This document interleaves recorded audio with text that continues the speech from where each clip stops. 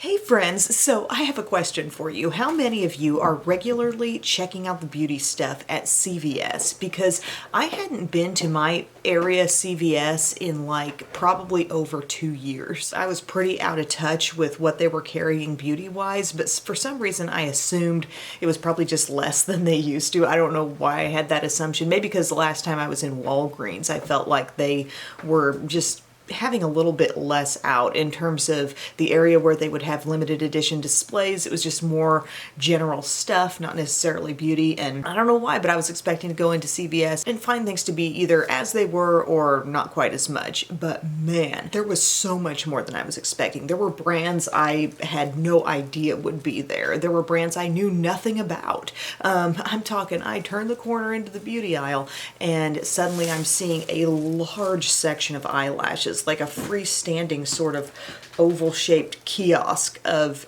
everything to do with lashes. I'm seeing, of course, the big brands along the wall. They've got their L'Oreal, Maybelline, Revlon, CoverGirl. But then what else? A full section of e.l.f., full section of Wet n Wild, full section of Flower Beauty, a pretty good sized section of NYX, and then also some brands that I had never heard of before, like this, it's called Glam Squad, GSQ, just a big tools and brushes section.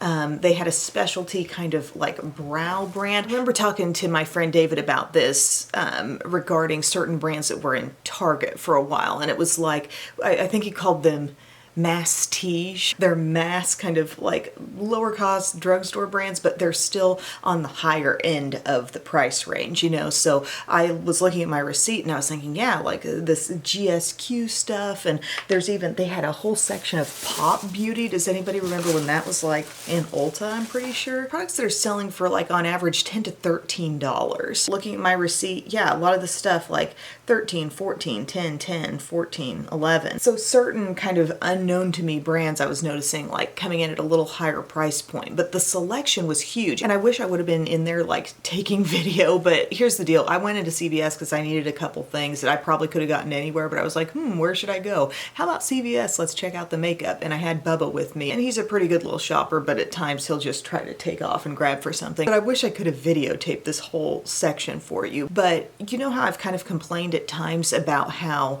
like you're looking for a certain thing from Wet n Wild and you only find it in like this certain store or it's online. Like products like that, like the chubby sticks, they had those. They had like the entire range, not just the highlights. So your CVS store might be a good place to check if you are looking for maybe a slightly off the beaten path item that's not so readily available in, let's say, Walmart or Ulta. You might just spot it at CVS. I was also able to find these. Now that's not to say that CVS is just magically carrying the Olay Daily Facials water activated dry cloths, but they may just not be moving products as fast through that store and they just still had some. But I love the hydrating ones, and that's what I found here. And these are just those cloths that you get water on them. They suds up and they're just amazing for makeup removal and not irritating my eyes. So as you can see, I don't have makeup on today. So what I have is not going to amount to a full face, but I just thought I'm going to play around and try on this stuff, and I'll let you guys see it too. It'll be kind of a try on haul. So first off, I am going to prime, and I'm going to use my e.l.f. Halo Glow Liquid Filter in the shade 2. I did not sleep well last night at all for a variety of reasons. Like, if just left to my own devices, I will sleep great, but Bub wakes up and he gets out of bed, and then the girls, like Biddy just needs a hug at 2:30 in the morning. Like, she never wakes up. Then they kept making noise up there in their room and I had to get on for that.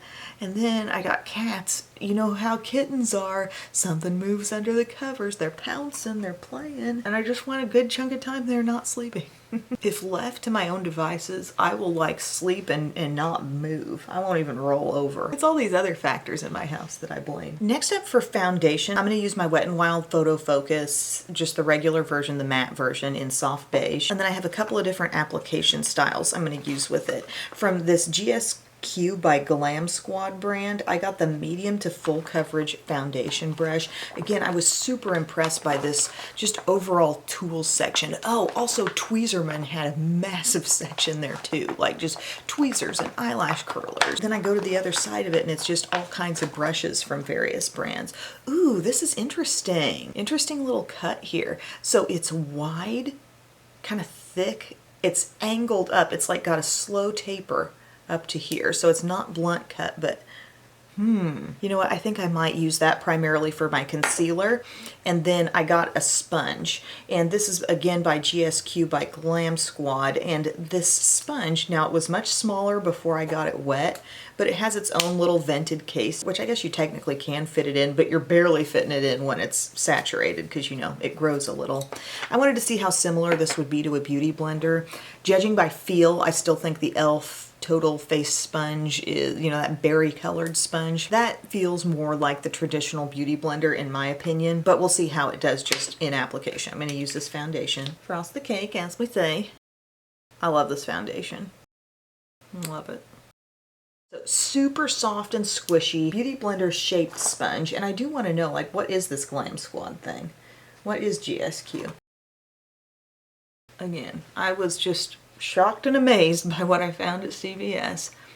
If you're local, this is Marion CVS, by the way. Just haven't had a lot of reasons to go there lately. I remember the one in Carbondale out on the west side of town. That was like my OG CVS because we used to live out near there back when we were in the apartment. And in my earliest days of my channel, so we're talking 2007, 2008, that CVS would do like a bargain bin. I don't know if all CVS's across the country were doing this, but like they would have big bins of marked down makeup. And I swear that was a huge chunk of what was discussed on my channel. Like I fished out of that bargain bin. I found some great stuff. I also found amazing stuff at Big Lots. Okay, so this sponge, overall, like it's soft and squishy, but there is kind of a nice firmness and bounce to it. You know, it's not like hitting my skin and just, it's firm enough to give a nice bounce and give a little resistance to the product, but it's not as special as that texture of the beauty blender that's a little more porous. I can always use another sponge in the rotation. This is fine.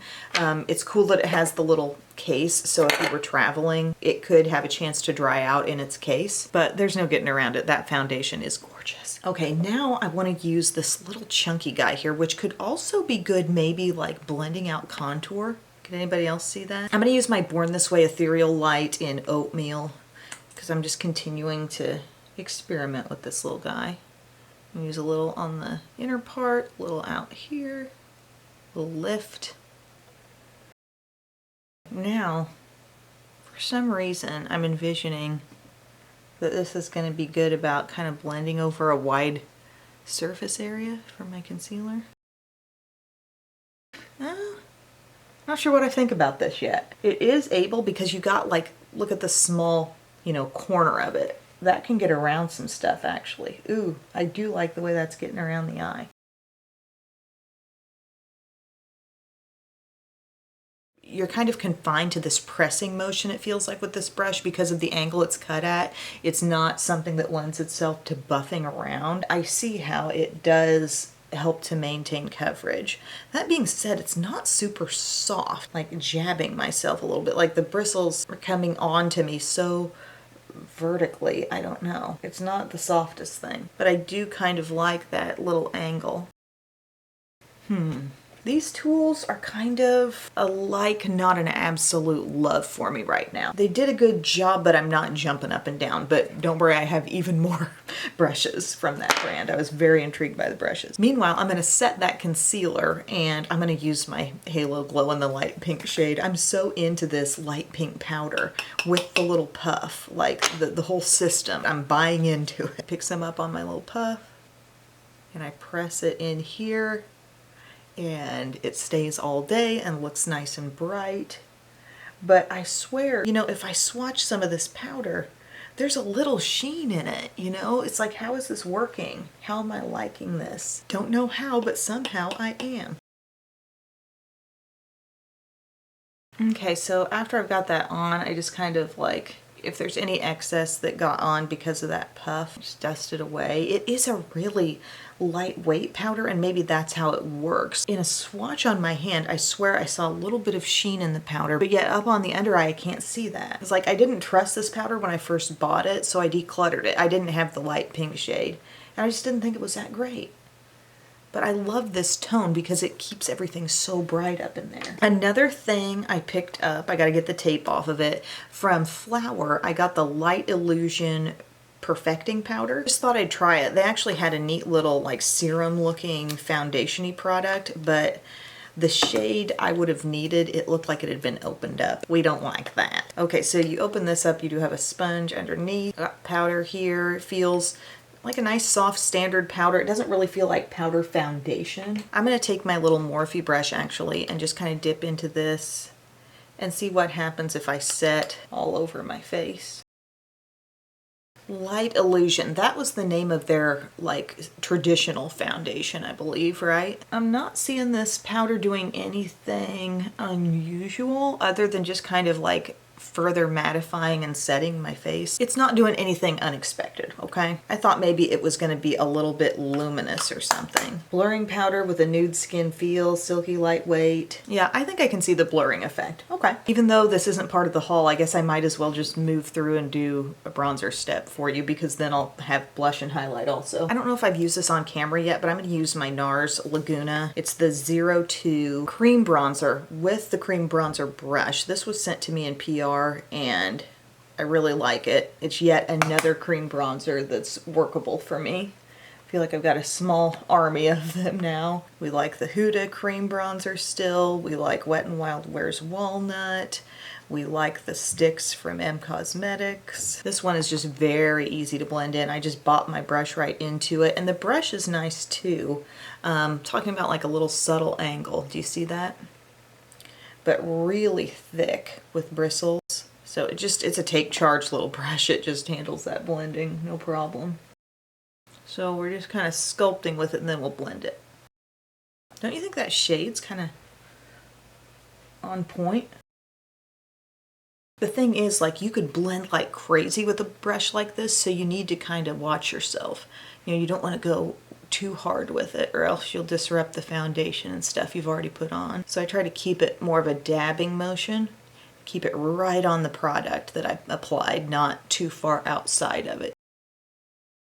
So I mentioned Pop Beauty. They had an interesting way their products were put out. Instead of having, like, say, all the little palettes like this and all the lip colors and all the eye stuff, they were all laid out in terms of like color families. So they had this kind of rosy color family that this thing came from. And then I want to say there was a more cool neutral family and a couple others. They had a handful of different products that were sort of in that color scheme. So I got this Prismatic Pop palette. It's a highlighter palette. And it looked like it had a blush in there as well, and I just thought, well, this might be fun to play with. Oh, and I also got from the Glam Squad brand, which seemed much heavier on tools than it was on makeup. They had this eye, lip, cheek cream stick in berry. Oh, and it says selected and perfected by Glam Squad beauty enthusiasts. Okay, so I've got both of these items. I'll probably do the stick first and then kind of add on with the palette. Here's what our palette looks like. Really pretty. Clearly a blush here, but then these highlighter shades, varying takes on shimmer. None of them look exactly alike, and then that blush does have a glowy finish as well. So yeah, we'll top off with those and we'll start off with this stick. Who is on the Glam Squad?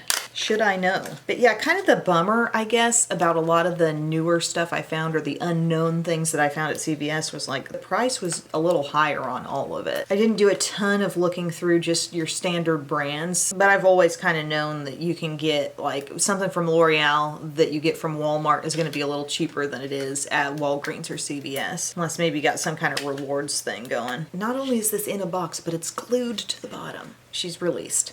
Nice little stick. Rounded top. What's the texture like? It seems kind of cream to powderish. Okay, I don't know how well that's going to play on the lips, but we're going to put a little bit here on the cheeks. It does have shimmer, by the way. It's unique to my collection. Like a lot of things that I have like this don't really have a shimmery finish, you know? They're more like classic creams. I'm going to use my little, this is my Sephora 56 brush. It's blending. It's not the type of thing that's going to get on your skin and like stick and set super fast. There's not much to it really. Guess we can build a little more. Maybe we'll try blending with the fingers. Definitely can blend easy with the fingers. It's a little buildable. Now I'm seeing it more, aren't you? A little bit. But for as dark as it looks in the stick, I was expecting more. You know how we are with blush. I want more. It's supposed to be a lip thing too. You know, because I noted that cream to powder vibe, it does have a certain amount of dryness. It's not ideal on the lips, but it's still kind of pretty. This one's like, I got some room to shine now. This is the Prismatic Pop Palette in Pink Champagne. And then in some of the other color families, it wasn't just like this. Like the other one might have had more of a bronzer shade paired with highlights. They weren't all the same distribution of stuff, is what I'm getting at. So I went into the blush, and we're just gonna layer that up and really just get all blushed out. Why hasn't anyone told me that CVS is just cranking out the beauty stuff right now? Like, I will definitely go back. Whether I had amazing success with some of these things or not, like, I'm fully intrigued. And like, if I need some lashes or if I really want to browse the tools and stuff, a lot of variety. That blush is pretty. It is light. I'm kind of building it a little bit. It's a soft blush. We'll go in with some highlight. How about this pinky one? Like, it's there, it's soft. I feel like the texture of these is just really, really fine and thin. But I could definitely get more of a golden tone if I went for that one. And this one's just a little deeper pink, basically.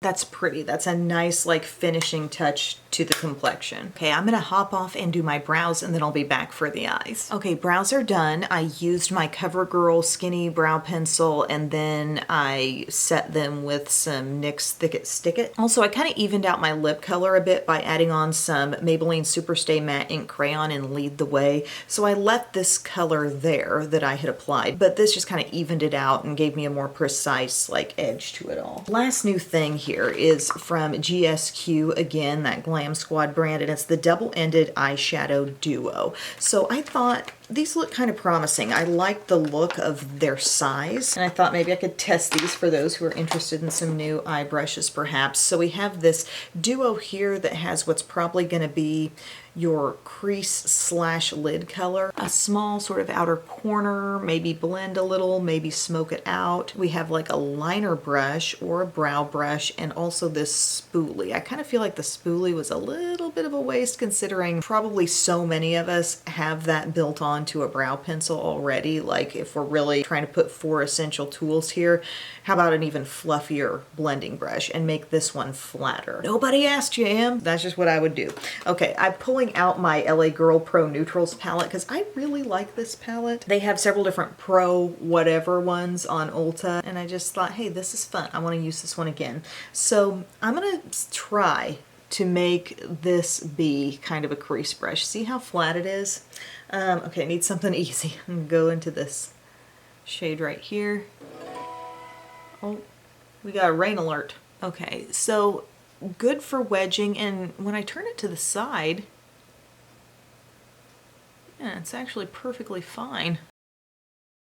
Okay, that was no problem. You really feel like you can wedge the color straight into your crease and then literally just turn it so it's vertical. No issue. But this is also going to be pretty much the only thing that it makes sense to blend with, so you're going to need to like brush off that color and then kind of use it bare to work around the edges, or apply like a little bit of a highlight shade. We're going to be asking a lot of this little brush here. I'm going to do the highlight.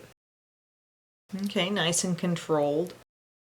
The size is not out of control. You see how I'm not struggling with the size of this brush at all? Let's see how it does to pack on something, you know, even maybe a little riskier, a little darker. We'll go into the dark brown and see if we can get this packed on to our liking, because now, you know, it's feeling a little fuller compared to what I would usually use on my lid.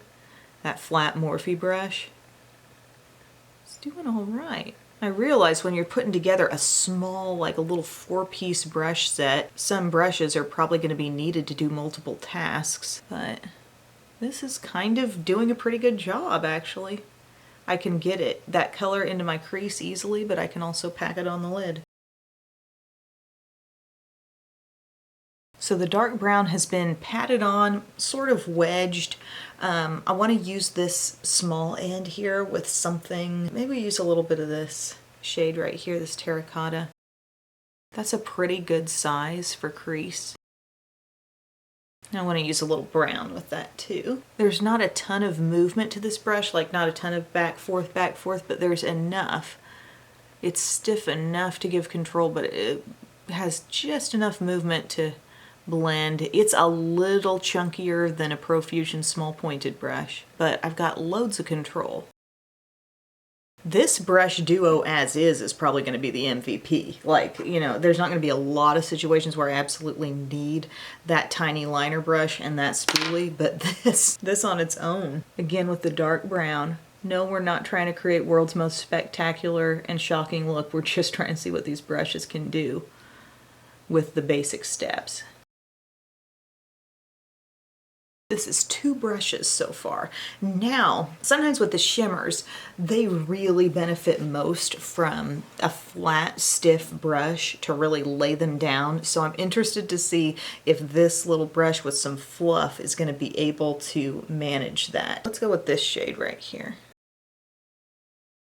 Really? Not bad. I thought it would require more pressure to look that full color, but it's doing well. Packing and pressing a little bit, but you just can't press real hard with this because it's got that fluff. A finger could definitely be used as well, but this did great. Okay, just so nobody feels left out, we'll use this other side. Maybe we'll go into that deep brown with this little angled guy. Put a little bit down there on the lower lash line, why not? And then we'll just blend with this. I'm fairly impressed by this little set. I don't know why, but I just love testing out different brushes. When I see a big display of like brushes and tools, I'm thinking, yep, I'm trying something there. I don't know why I'm so drawn to that stuff. I'd say that's pretty darn good. Largely, this was 2 brushes. This guy, I probably could have just applied the whole lower lash line with that. Now the spoolie, you know, doesn't hurt to have an extra spoolie. This could be reserved even as a lash spoolie, you know, to get out clumps or something. And, you know, save the little spoolie on your brow pencils just for brows. But I like those. How much was that? Okay, that was $10.79. $10, basically 4 brushes. Not bad. Oh, wow, this Flower Beauty powder was $14. That seems high for what that did. That seems really overpriced. The foundation brush was $10 and change. That also seems a little high to me. The Beauty Blender was only $7, and that also came with the case. Guys, I'm going to finish my look with a little mascara, and then we'll wrap things up. All right, friends, so I did some liquid liner and then just mascara top and bottom. I used the Fantasize by One Size on my upper lashes and the Cali Ray Come Hell or High Water on the lower lashes. And then I think I'm just going to finish things off with a little gloss. This is the shade Blissed Out from Revlon. I really like this color, even just on its own, but I thought, you know, the lips are looking kind of like a cool pink, and I thought things might fall more in line with my shirt if I put this on top. It gives a little instant warmth and like just a little peachiness. So guys, that is my look featuring a bunch of stuff from CVS. Definitely fun to explore, and I want to go back and I want to like look through a little more and a little longer, maybe when I don't have a child with me. But in terms of the best stuff, like I think my #1 find was probably these brushes. Like if you were looking to get away with the minimal amount of brushes purchased, you know, to do an eye look, I thought especially this double-ended one could do so many things. And then here you do have like that liner side, or it could be a brow brush as well, because it has, you know, a really stiff side that could do brows or brush through. So I like that a lot, and I really like this too. I think this is going to be a lot of fun for me going forward. I like the 3 different highlighter shades, and I like how they go on looking so soft. Like you can definitely see their tone. I can tell that has a little light pinky tone, but the texture is really smooth. But the other things like this stick, I mean, I think there are so many cream options out there these days, drugstore or high-end. It was kind of cool that this had shimmer, but not enough color punch. This powder I think is fine, but definitely overpriced. And this sponge, you know, don't love it as much as a beauty blender, and also don't love it as much as like what I think the closest thing to a beauty blender is, which is that e.l.f. Total Face Sponge. So thank you guys so much for watching. I hope you enjoyed this video. I was thinking another fun one might be actually taking a walk down memory lane and going to the old CVS that I always used to go to and seeing what they're up to now. I bet they don't have any more bargain bins out. Thanks for your time, everyone, and I will see you soon. I love you. Bye.